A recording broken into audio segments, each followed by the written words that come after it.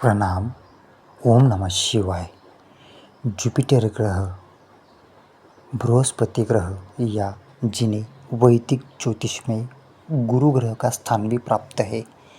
आज से हम एक नई सीरीज स्टार्ट करने जा रहे हैं जिसमें हम बृहस्पति ग्रह के विभिन्न भावों में जो हमारे लग्न कुंडली के 12 भाव है, उन 12 भावों में क्या क्या फल है, इनके बारे में हम विस्तार से चर्चा करने जा रहे हैं। तो चलिए, नमस्ते।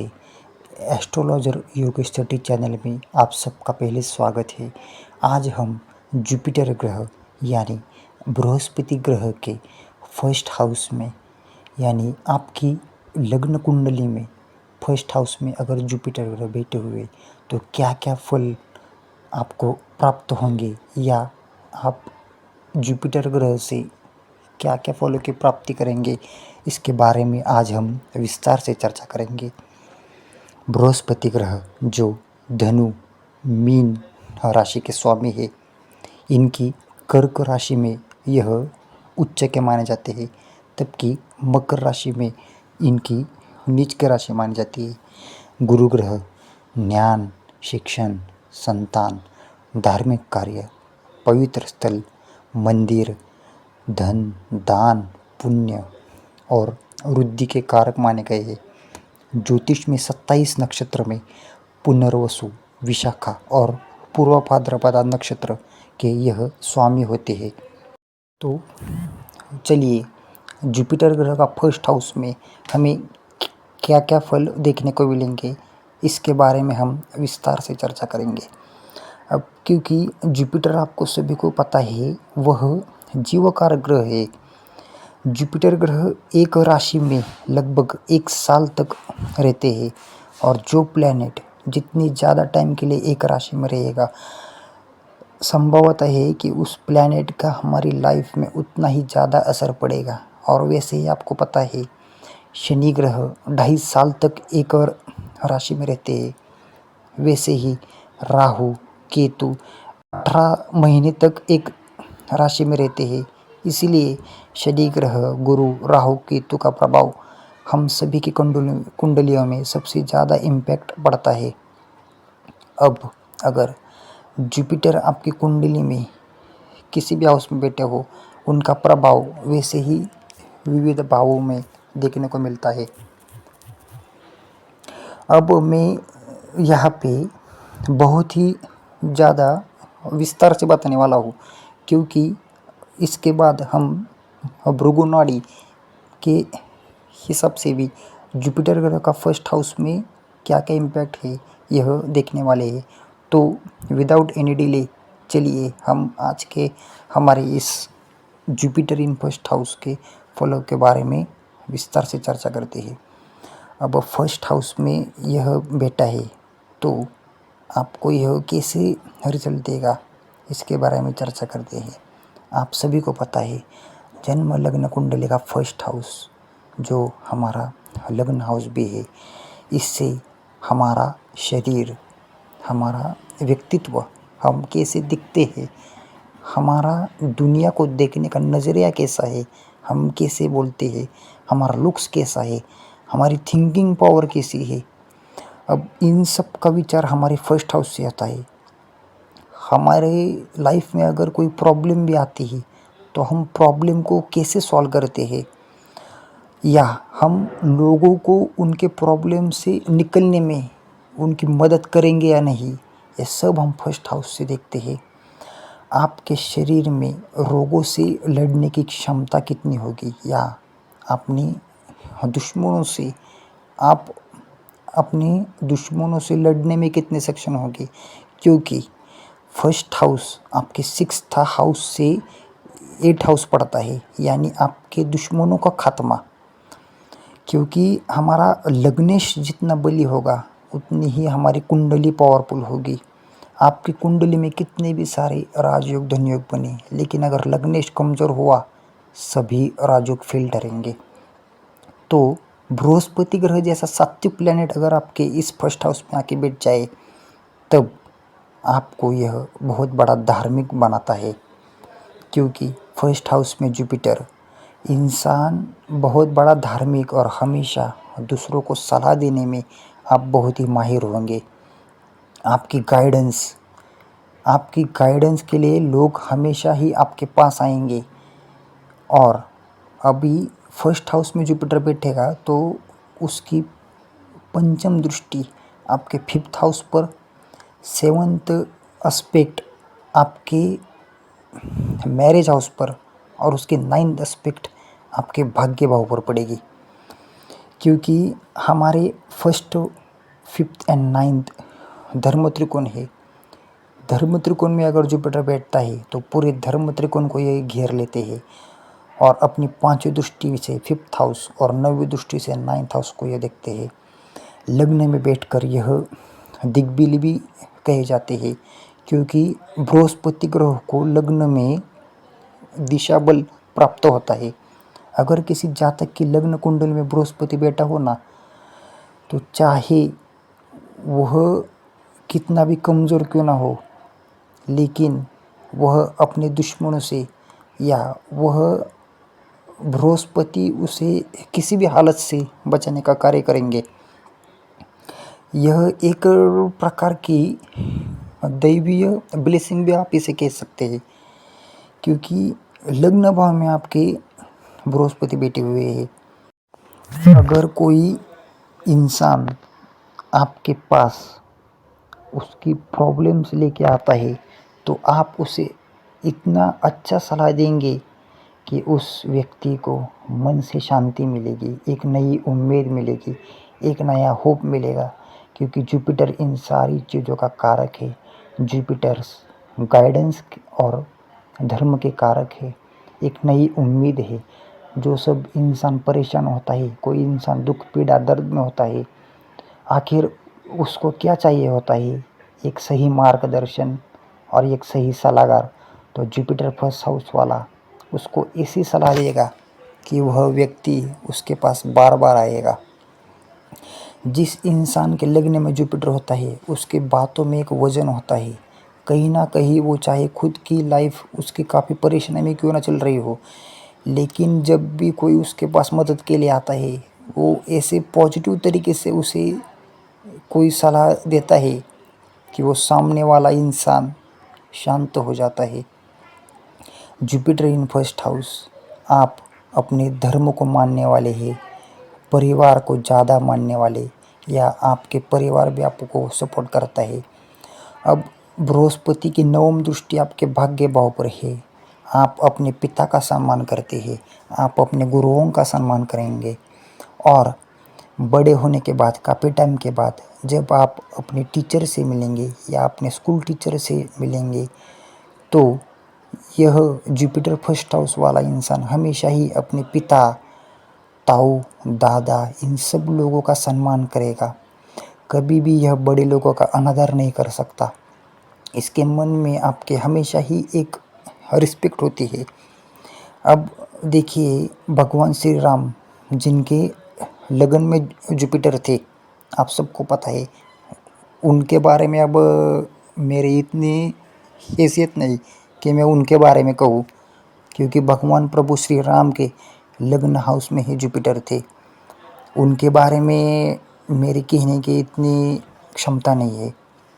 तो आप समझ सके होंगे कि जुपिटर फर्स्ट हाउस में इसका महत्व क्या है।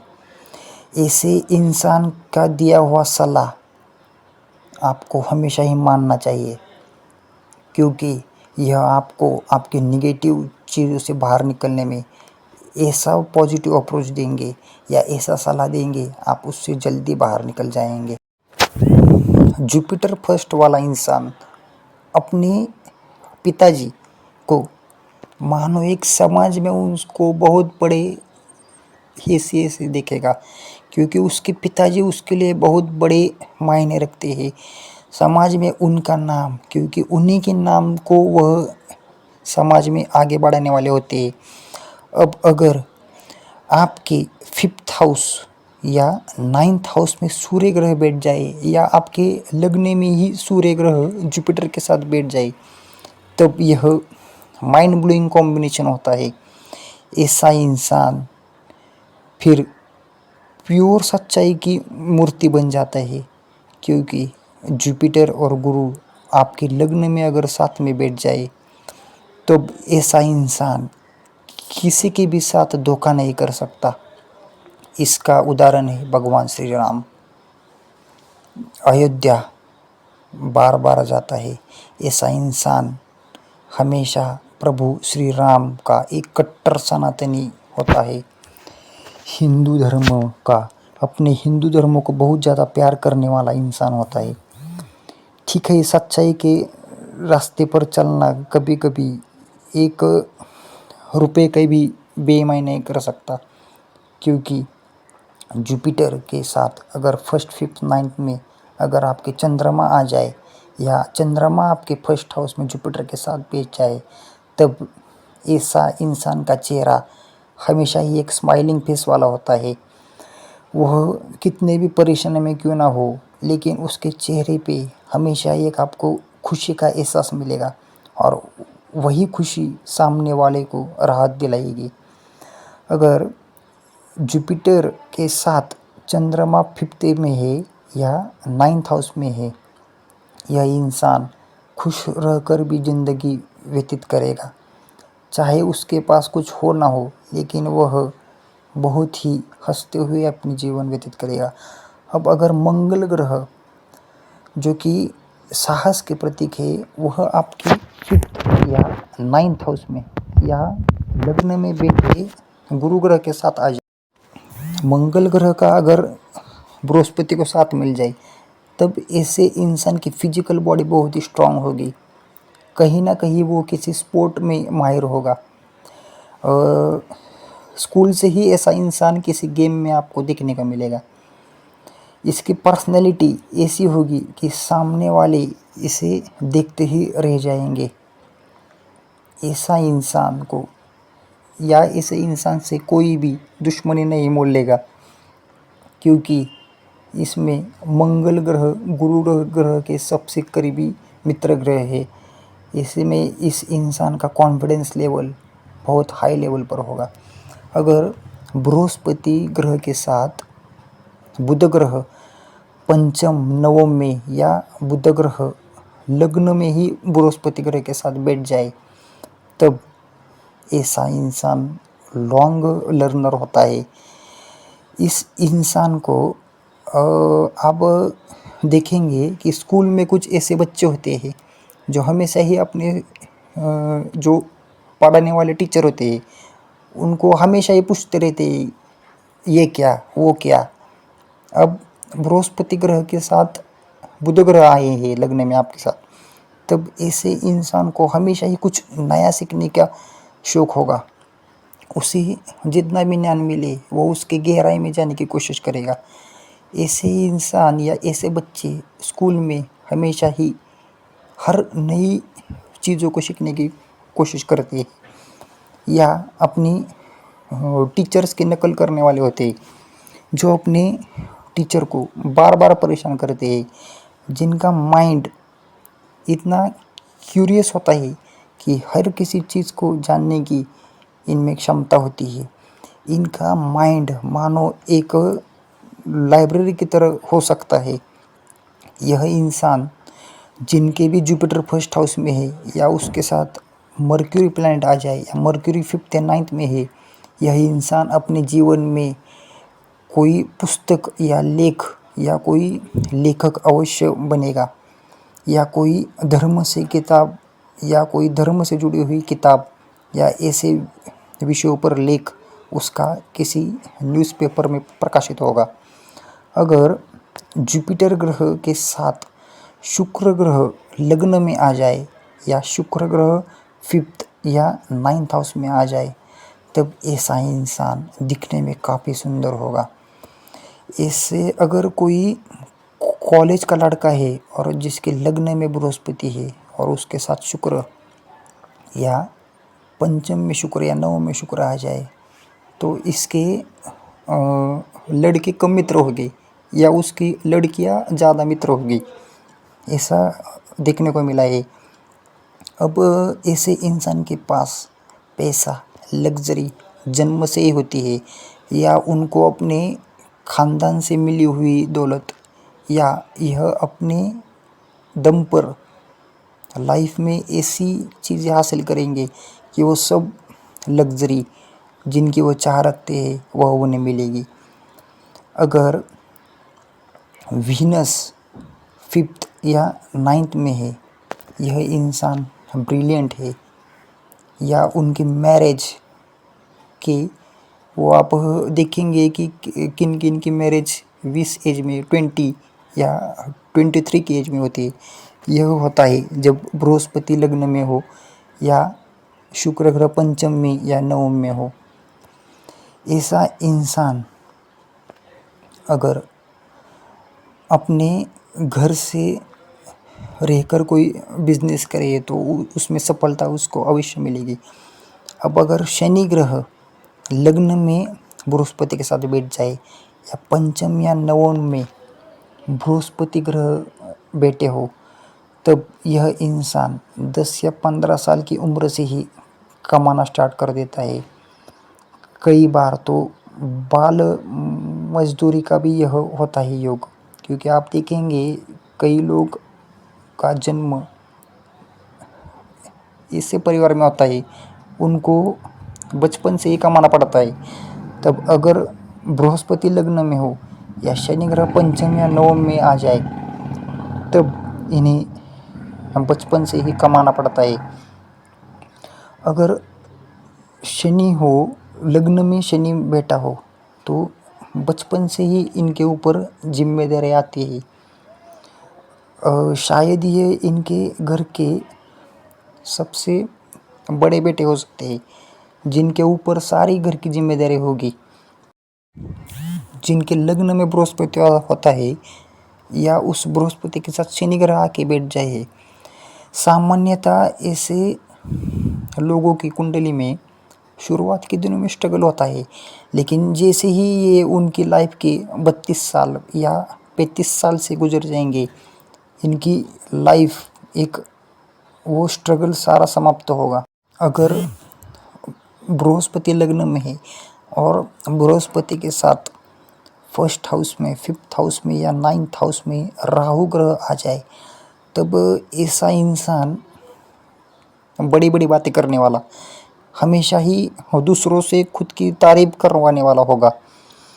उसका फॉरेन से भी कुछ कनेक्शन हो सकता है। उसकी सोच बहुत बड़ी होगी, और अगर वो जो भी कार्य करेगा उससे उसको सेटिस्फेक्शन नहीं मिलेगी। क्योंकि क्या होगा, वो सोशल मीडिया पे कुछ होते हैं बच्चे, वो होते हैं ना कि फ़ोटो पे लाइक्स नहीं आया, कमेंट्स नहीं आया, उनको उनकी जो लाइफ की डिज़ायर्स होती है वो कभी पूरी नहीं होती। यह देखने को मिलता है जब जुपिटर के साथ राहु फर्स्ट में या 9th में आ जाए। अगर जुपिटर फर्स्ट में हो और राहु 9th में हो, तब ऐसे इंसान दूर की यात्रा कर को उनको बहुत शौक होता है। अगर बृहस्पति लग्न में हो और उनके साथ राहु हो, तब ऐसे इंसान को शॉर्टकट से बचना चाहिए। मैं हमेशा कहता हूँ, वो शॉर्टकट के बारे में अपना पैसा गंवा सकते हैं, तो हमेशा ही ऐसे लोगों को बचना चाहिए। अगर जुपिटर लग्न में हो और राहु 9th में हो, तब ऐसा इंसान महापंडित भी बन सकता है, या वर्ल्ड फेमस हो सकता है धर्म के मामले में। आप देखेंगे जो प्रेमानंद जी महाराज जी, या फिर वो बागेश्वर धाम सरकार जो है ना, वो वर्ल्ड लेवल के फेमस। यह है जुपिटर राहु 9th कॉम्बिनेशन। या अगर केतु ग्रह जो मोक्ष के कारक माने जाते हैं, केतु ग्रह अगर फर्स्ट हाउस में बृहस्पति के साथ बैठ जाए, अब यह बृहस्पति केतु वाला कॉम्बिनेशन आपने देखा होगा। आपके घर में भी अगर कोई ऐसा इंसान है कि वो कुछ बोलता है और वही बात 2 या 3 दिन के बाद सच हो जाती है, यह है जुपिटर और केतु लग्न में। या अगर केतु ग्रह पंचम भाव में आ जाए या 9th हाउस में आ जाए, तब ऐसे इंसान शो ऑफ में इनका विश्वास नहीं होता है। अब अभी हमने देखा कि राहु वाला व्यक्ति जो सिर्फ शो ऑफ के पीछे भागता है, लेकिन इसके उल्टा है। अगर केतु लग्न में आ जाए बृहस्पति के साथ, या पंचम में या नवम में बैठ जाए, तब ऐसे इंसान कहीं एकांत में जाना को इनका मन होता है। अगर ऐसे लोगों की शादी भी हो जाए, तभी इनको मन हमेशा कहेगा कि मुझे कहीं दूर जाना है, शादी विधि में मुझे नहीं पड़ना है। यह है कॉम्बिनेशन जब बृहस्पति लग्न में बैठा जाए और केतु ग्रह उनके साथ बैठ जाए। जिनकी भी जुपिटर या केतु लग्न में है, यह इंसान आप देखेंगे स्कूल में भी जो बैक का डोर होता है उससे वो स्कूल में एंट्री करेंगे। यानी उनके पास एक प्योर नॉलेज है, लेकिन वह हमेशा उनके मन में रहता है कि मैं इस नॉलेज को छुपा कर रखूं, क्योंकि उनके पास जो नॉलेज है वो और किसी के पास नहीं है। अब मैंने आपको जुपिटर के साथ किन किन ग्रहों का एस्पेक्ट होगा या उनके साथ कौन से ग्रह पंचम में या नवम में आ जाए, तब मैंने इसके बारे में बताया है। अब यह मैंने सामान्य फल दिए हैं, क्योंकि आप सभी का लग्न अलग है, सभी की राशियाँ अलग है, तो हमें उस राशि के हिसाब से देखना पड़ेगा। अब यही मैंने जो फल बताए, अब अगर जुपिटर आपके फर्स्ट हाउस में कैप्रिकॉर्न साइन में होगा, यानी अपनी नीच की साइन में होगा, तब इसके फल भी काफ़ी बहुत ज़्यादा बदल सकते हैं, या इसके फल भी उल्टे हो सकते हैं। क्योंकि जुपिटर फर्स्ट हाउस में अगर कैप्रिकॉर्न साइन में है, तब इससे इंसान का पेट हमेशा खराब हो सकता है। उसे पेट की बीमारियां, या आप यूँ कहिए ओवरवेट जैसी समस्याओं का सामना करना पड़ता है। तब यह सारी बातें जुपिटर ग्रह की फर्स्ट हाउस में देखने को मिलती है। आशा है आपको यह वीडियो अच्छा लगा होगा। अब जल्दी ही मैं जुपिटर का सेकंड हाउस में क्या क्या प्रभाव होता है, जो हमारा धन भाव है यानी हमारा मनी हाउस है, उसमें जुपिटर का ग्रह क्या होगा, इसके बारे में मैं जल्द ही मेरे चैनल पर वीडियो अपलोड करूँगा। अगर आप अपनी जन्म लग्न कुंडली का चार्ट का विस्तार से एनालिसिस करना चाहते हैं, तब मैंने नीचे मेरा जीमेल भेजा है astrologeryogesh30@gmail.com। इस पर आप अपना डेट ऑफ बर्थ भेज सकते हैं। धन्यवाद। चैनल को लाइक करें, कमेंट करें या शेयर करें। ओम नमः शिवाय।